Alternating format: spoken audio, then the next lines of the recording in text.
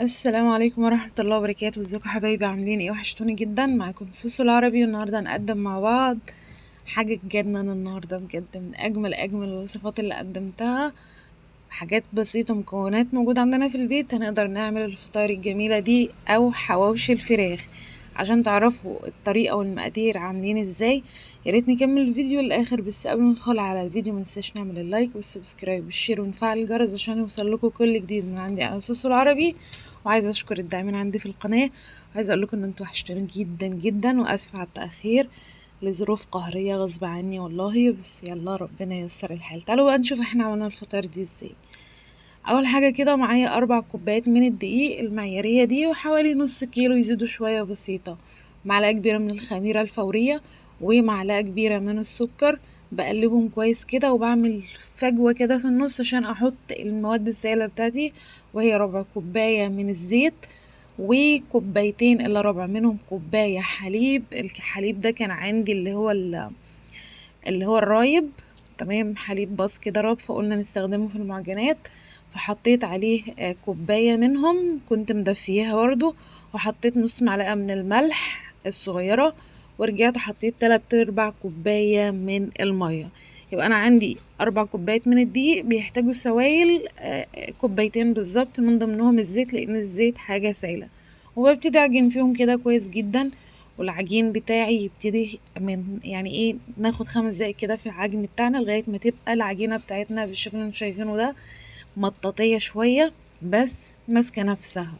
تمام، هسيبها تخمر على ما ابتدي بقى اعمل الحشوة بتاعتي. وهي عندي كده ايه، كمية من البصل معقولة، حوالي نص كيلو من البصل. كل ما البصل زاد في الوصفة كل ما كانت حلوة. بقطعهم بالشكل الناعم ده، لان بعد كده هضربهم تاني في الكبة بتاعتي.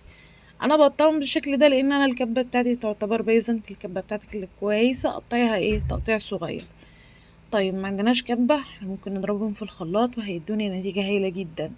حطيت حبايتين برضو كبار كده من الفلفل، وعندي هنا حوالي 300 جرام بالظبط من الفراخ اللي هي صدور الفراخ. كان عندي صدور فراخ كده انا خلياها، وكنت حابه قوي نعمل اللي هو حواوشي الفراخ بالطريقه اللي انتوا شايفينها دي. فقطعتها برضو ناعم قوي كده علشان تتنعم معايا. زي ما قلت لك الكبه بتاعتك شغاله تمام، مش شغاله نقدر نعمل الخليط ده كله في الخلاط. هيعذبنا شويه بس هيدينا نتيجه هايله جدا. لو ضربت البصل مع الفلفل لوحدهم الاول هيديكي نتيجه هايله جدا جدا بجد.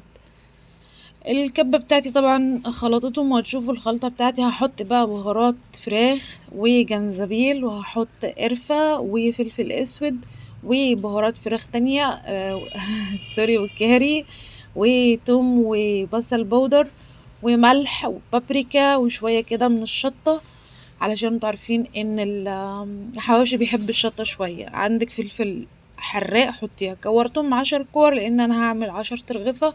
على ما جهزت الحاجة دي كانت الخميرة بتاعتي ما شاء الله زي ما انتوا شايفين كانت زادت قوي. انتوا عارفين ان احنا في الحر والحاجة بتخمر بسرعة جدا، يعني هو ما خدش ربع ساعة تخمير، نص ساعة بالكتير قوي. تمام كده تمام كده. هنبتدي بقى نفرد العجين بتاعنا بالشكل اللي انتوا هتشوفوه ده، وهنقطعها على 10 ترغفة. انت عايزة تضعف الكمية ضعفيها، بس الكمية دي هتطلع معاكم 10 ترغفة. بتأكل 5 أفراد. الرغيف ما شاء الله كبير ومليان، حشوتهم مظبوطة جدا، وكمية حلوة قوي، وغدا جميل جدا جدا. غدا يا جماعة، مش فطار بقى وعشاء وكلام من ده، ده غدا. دي وجبة غدا كده نقضي بيها لو احنا في آخر الشهر، أو لو احنا في أثناء الشهر برضو. الدنيا غالية جدا، محتاجين نعمل أكلات اقتصادية على قد ما نقدر. الفيديو ده للناس اللي بتحب الأكلات الاقتصادية اللي هتفيدهم جدا جدا. لو انتوا بقى من الناس اللي مش حابين الأكلات الاقتصادية، عندنا في القناة برضو أشكال كتيرة جدا جدا عاملينها مع بعض، وصفات بقى المحمر والمشمر والحاجات اللي هتعجبكم قوي. يلا بقى نكمل الفطاير. بفردها زي ما انتوا شايفين بالشكل ده، مش هفردها كتير قوي علشان هحط الكورة فيها وهقفلها، وبرضه هوريكم الشكل بتاعي. من اسهل الحاجات اللي ممكن تقدموها بجد بجد، ولذيذة قوي بشكل مش طبيعي. طيب انا على فكرة كنت حطيت معلقتين من السمنة، علشان انتوا عارفين الفراخ، صدور الفراخ مش دسمة، فاحنا عايزين نديها دسمة كده بتدينا كأنك بتاكلي حواوشي بالظبط. عايزه اقول لكم لما حطيتها بامانه ربنا جوزي افتكرها حواوشي لحمه. ما حسش ابدا انها فراخ، يعني من كتر ما هي مش باينه خالص. تجنن تجنن تجنن. بنفردها بالراحه جدا يا جماعه علشان انتوا عارفين ممكن يطلع مننا اللحم كده بره. بس ايا كان حتى لو طلع ودخلتيه في التسويه باي طريقه من الطريقتين اللي انا هعملهم معاكي دلوقتي هيستوي معاكي، لان انتوا عارفين اللحمه بتشد ايا كانت بقى لحمه او فراخ بتشد فبتمسك نفسها، فما تقلقيش خالص. بس خليكي حريصه وانت بتفرديها عشان لو فردتيها بقوه جدا هتلاقيها باظت معاكي من كل مكان. انا الطاسه بتاعتي على النار اهوت. النار بتاعتي هتبقى ما بين المتوسطه والهاديه، يعني انا مش عايزاها تبقى عاليه او متوسطه ولا هاديه قوي، علشان برضو ايه نضمن ان الفراخ بتاعتنا استوت جوه او الحشو بتاعنا استوى جوه تمام بالشكل اللي انتوا شايفينه ده. حتى الحاجات اللي الفراخ اللي طالعه منها مسكت فيها اهو. بعد ما استوت كده بديها تلميعه بمنديل فيه زيت او فرشه زي اي حاجه عندك شغال يعني عادي. تمام دي الطريقه الاولى في التسويه. وهنعمل كمان مع بعض واحد كمان حتى طالع منه بالشكل اللي انتوا شايفينه ده، بكمل فرده على الطاسه علشان لما قلبتها لقيتها لسه ما اتحمرتش فاديتها ايه وقتها يعني. بما ان هنشتغل على البوتاجاز وبما ان النار بتاعتنا بتبقى هادية شوية في التسوية، فانا قلت ايه اعمل كده 4 في الفرن ونشوف النتيجة بتاعتهم. عايزة اقول لكم ان النتيجة بتاعتهم كانت هايلة جدا. عملت 4 كده ايه فطاير وعملت 6 على البوتاجاز، فكانوا بجد بجد الطريقتين يجننوا. حاجة كده خيال يا جماعة، جربوها انا متأكدة انها تعجبكم. بس يا ريت اللي يعمل وصفة يعملها بحذافيرها، بلاش نجود من عندنا يعني تمام. عشان هنبقى نتكلم في الموضوع ده ان شاء الله باستفاضة في وقت تاني.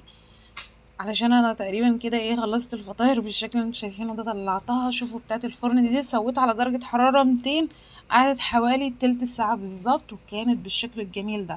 عايزه اقول لكم ان انا قلبتها وهي في الفرن، لما لقيتها كده من تحت احمرت ومن فوق لسه، فقلت اقلبها في الصينيه تاخد اللون بتاعها ده بدل ما اولع من فوق وكده ومش هتديني اللون الجميل ده. وبس كده، ايه رايكم؟ فطاير في منتهى الجمال والروعه والسهوله والبساطه واقتصاديه جدا. ولو عجبكم بقى الفيديو يا ريت تكتبوا لنا كومنت كده جميل زيكم وتشيروا علشان الناس كلها تستفيد. واللي عجبه الفيديو لايك وشير وسبسكرايب. آه وبس كده. وكنت معكم انا سوسة العربي. اشوف وشكم بخير وباي باي.